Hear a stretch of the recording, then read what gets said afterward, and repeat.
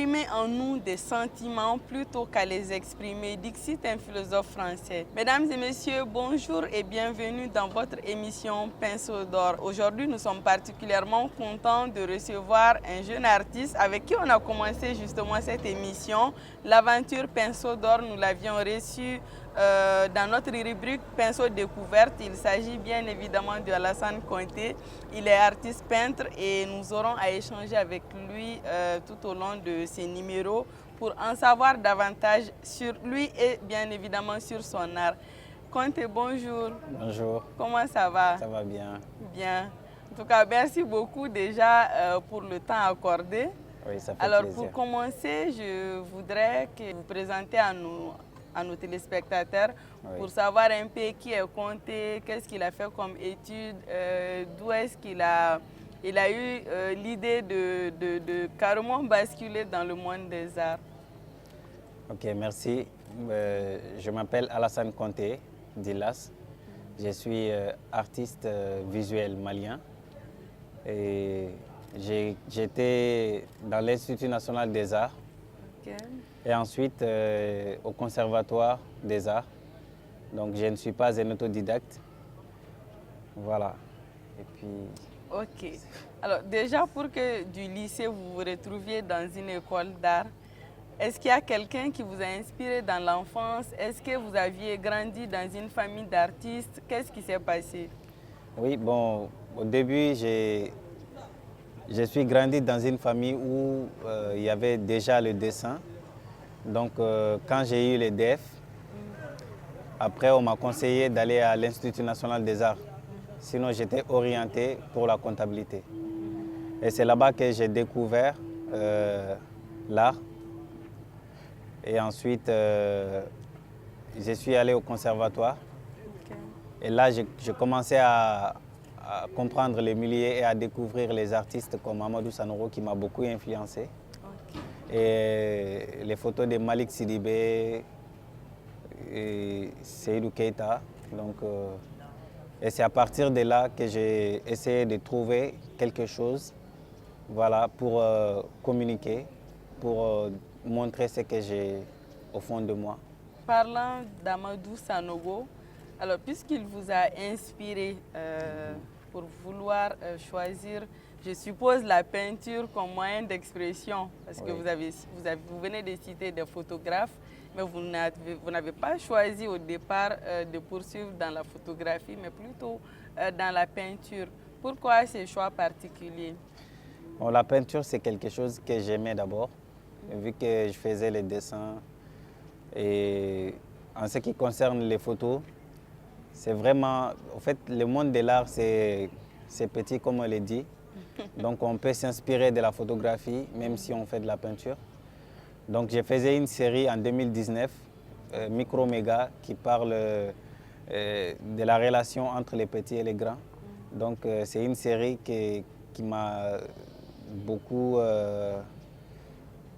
marqué parce que c'est à partir de là que les choses ont commencé. Et cette série a été inspirée de la photographie de Malik Sidibé. Et bon, Amadou Sanoro, c'est quelqu'un qui faisait de la peinture et j'ai aimé son travail. Et ensuite, j'ai cherché à le connaître. Et même j'ai eu à travailler avec lui pour une résidence de 1 mois. Et ça m'a beaucoup développé. Voilà. En dehors d'Amadou Sanogo, est-ce que vous avez d'autres personnes dans le monde des arts qui vous inspirent ou dont le travail vous parle? Oui, il y a d'autres artistes. Je m'inspire un peu de beaucoup d'artistes. Ok. Voilà, je m'inspire de beaucoup et j'ai eu des conseils venant de beaucoup d'artistes comme Soli Cissé, Barthélemy Togo. Et il y a un artiste aussi, Ruud van Ampel, qui travaille, qui est aussi photographe. Il est d'où, lui? Il est italien. Ah, d'accord. Voilà, donc c'est quelqu'un qui m'a beaucoup inspiré aussi. Alors, c'est une chose, comme on dit, d'avoir une source d'inspiration. Ça n'est une autre de savoir soi-même qu'est-ce que nous voulons emprunter ou qu'est-ce qui nous parle en nous. Et toi, dans ta démarche, je ne sais pas, est-ce que de ta source d'inspiration, il y a eu du changement au fil des ans? Comment tu travailles et quels sont les outils ou les matériaux que tu utilises dans ton travail? D'abord, j'ai eu à changer de style. Ok. Donc, mais il y a une partie qui m'a beaucoup touché quand j'étais enfant. C'est le moment où je faisais le berger.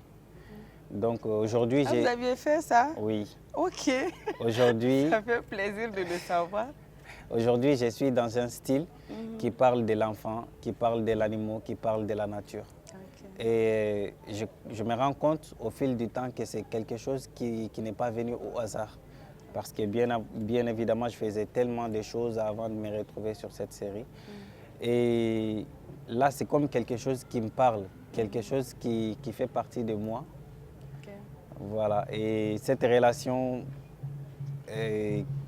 parle de la nature, de la protection de la nature et l'innocence de la nature. Donc, voilà, c'est un peu ce que je fais aujourd'hui.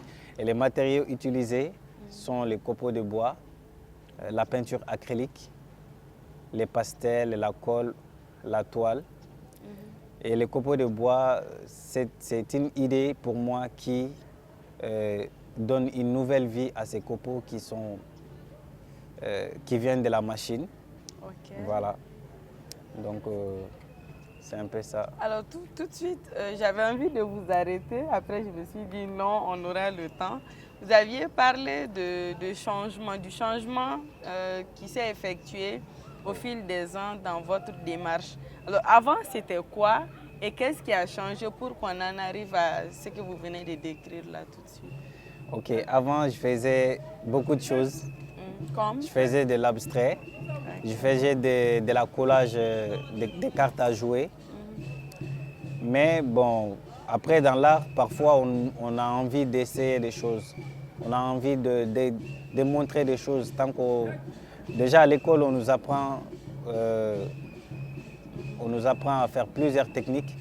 Et c'est une quête de style, une quête de découverte de soi-même. Ok.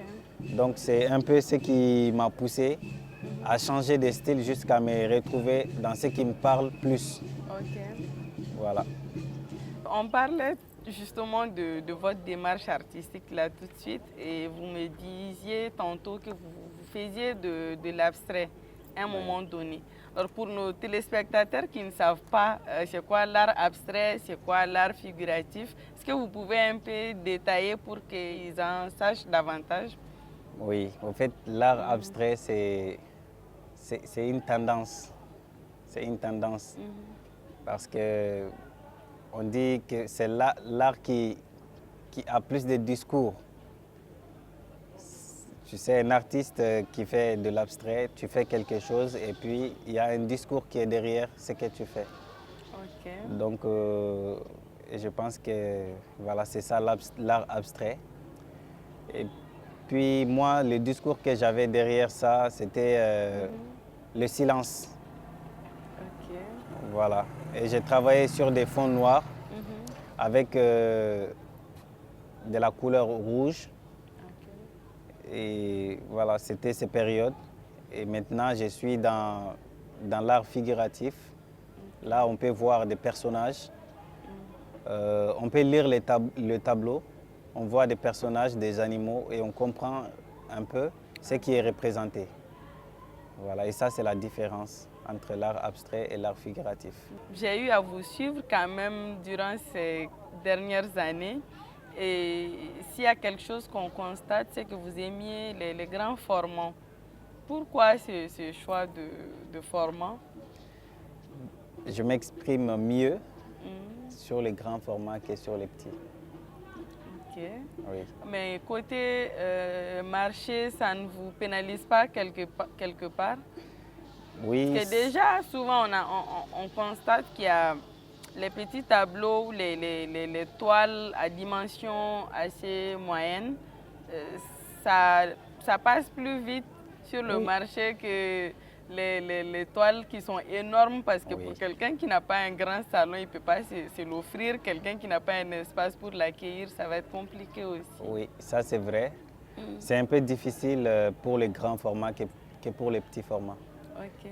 Parce que déjà pour les grands formats, le prix c'est élevé Mhm. et l'espace aussi. Mais on essaie de s'adapter avec les lieux, Ok. avec voilà, les temps. Mhm. Et je prépare même un projet qui est sur les formats standards. Ok. C'est des petits formats et c'est un projet qui sera présenté en France en mois de mars. Inch'Allah. Le format standard, la dimension c'est quoi? C'est combien de centimètres sur combien? Il y a beaucoup de formats standards, mais c'est des dimensions qu'on trouve déjà prêts. Mhm. Comme quand on parle de format A4, format A3, Ok. donc il y a des formats comme ça pour les tableaux. Il y a des grands formats, mais pas très très grands. C'est des formats qui sont déjà connus, Mhm. qu'on trouve déjà chez les menuisiers. Voilà. J'ai envie de vous ramener en arrière. C'était quoi votre thème de soutenance à l'Institut national des arts et aussi au conservatoire? À l'Institut national des arts, j'ai travaillé sur la mendicité des enfants. Ok. Et voilà, parce que c'est un phénomène qui, je dirais que j'ai été contre ou que je suis contre. Voilà, et puis cet enfant, je pense que ça a continué jusqu'au conservatoire. Et au conservatoire, la soutenance était à travers la fleur. Ok. Donc à travers la fleur, c'est un peu la nature. Et toujours avec l'enfant et l'innocence. Ok. Et de l'autre côté? L'Institut, Oui. là-bas, Enfin, au conservatoire, c'était à travers la fleur. Ok. Ah, donc L'enfant. c'était l'autre, la mendicité. Oui, l'enfant, Ok. la fleur, l'animal. D'accord. En fait, la fleur, elle est menacée parfois par l'animal et l'enfant est là pour protéger la fleur. Ok. Donc la fleur est fragile et l'enfant aussi, parfois, la force de l'animal lui dépasse. Donc ils sont tous les trois menacés. Et voilà, c'est un peu ça. C'est comme aujourd'hui, dans notre monde, où le développement, la technologie prend de l'ampleur. Et souvent on dit que la facilité c'est bien, mais la facilité parfois nous mène vers des problèmes. Absolument. Voilà, comme on le dit, la science sans conscience n'est qu'une rime de l'âme.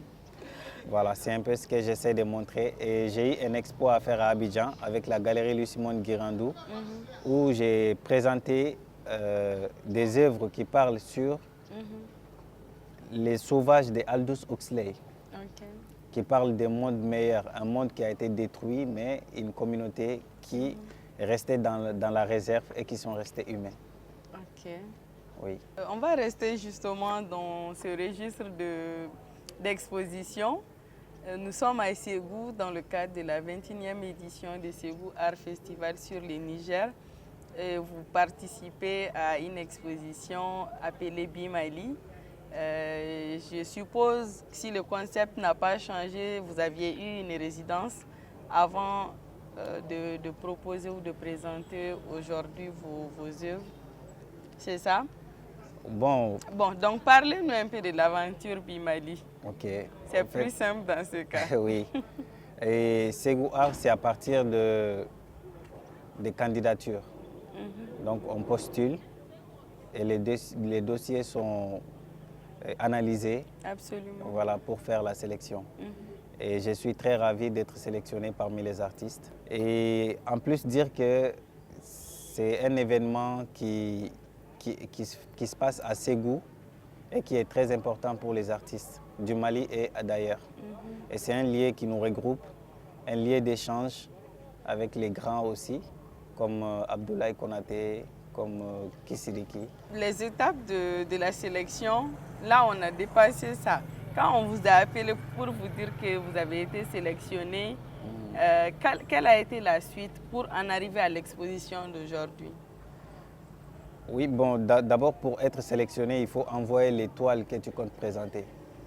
Ok.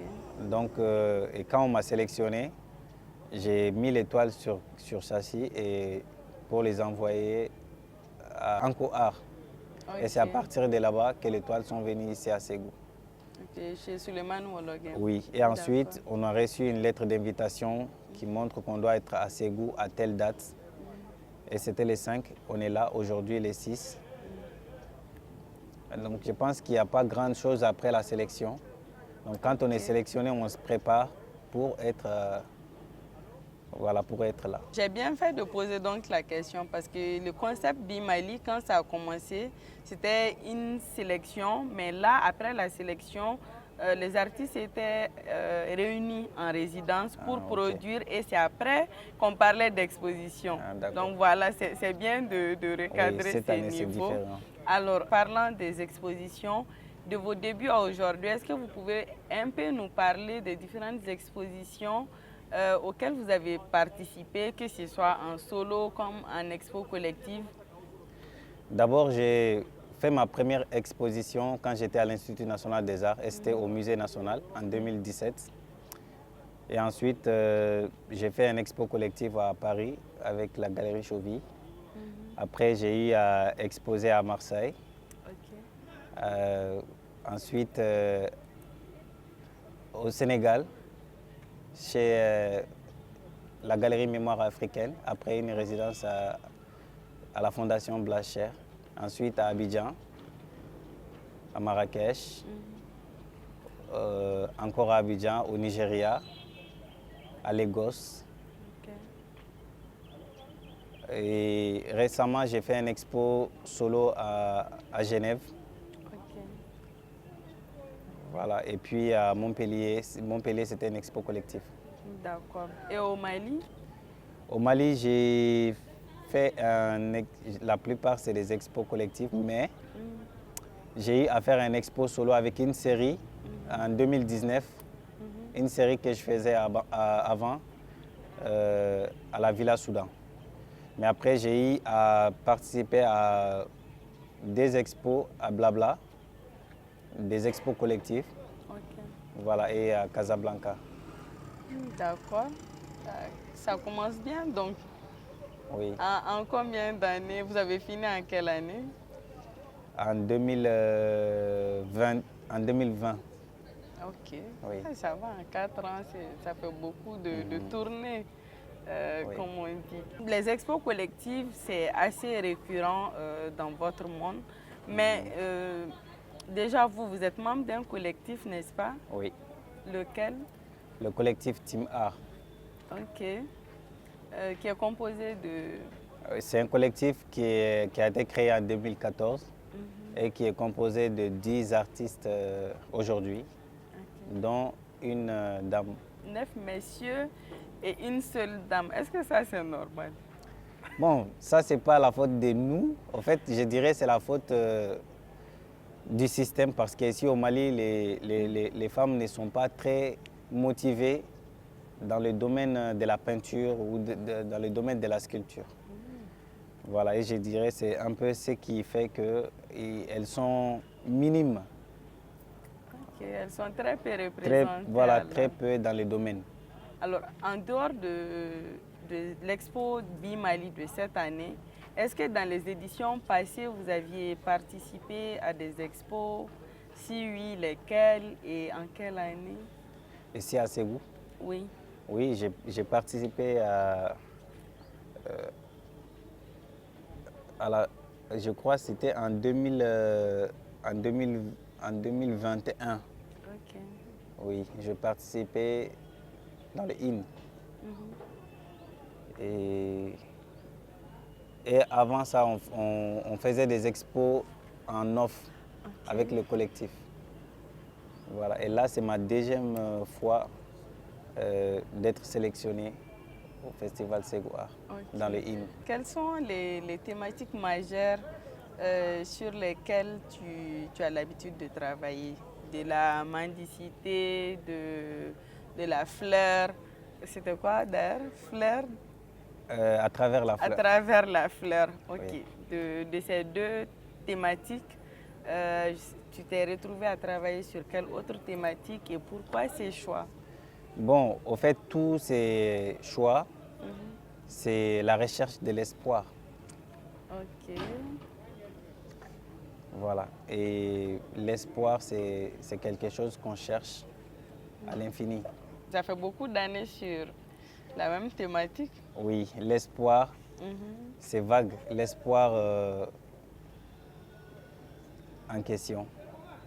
Et déjà, la mendicité, c'est un espoir que je cherche pour ces enfants qui sont dans les rues. Et à travers la fleur, c'est un espoir que je cherche pour l'humanité. Ok. Et l'espoir lui-même, ou l'espoir en soi, c'est pour quelle fin en réalité? L'espoir Quand on lit à une autre thématique, oui. Mais prendre l'espoir comme ça, c'est pour faire véhiculer quel type de message en réalité? L'espoir pour la protection de l'humanité face au changement. Les changements climatiques ou le changement tout court? Tout. Les changements climatiques, les changements modernes, la technologie, tout ce qui peut pourrir notre univers. D'accord. Ok, Conté. Ce fut un plaisir de passer ces quelques minutes en ta compagnie. Merci. Merci beaucoup et on te souhaite encore beaucoup d'autres expositions et surtout beaucoup de ventes. Merci. Parce que c'est ça le but aussi des expos. Mesdames et messieurs, merci à vous de nous avoir suivis. Avant de nous quitter, nous tenons à dire grand merci à Fofi Industrie qui nous soutient ces temps-ci pour produire ces quelques numéros de votre émission Pinceau d'or. Donc rendez-vous très bientôt pour un prochain numéro de votre émission Pinceau d'or. Merci et portez-vous bien.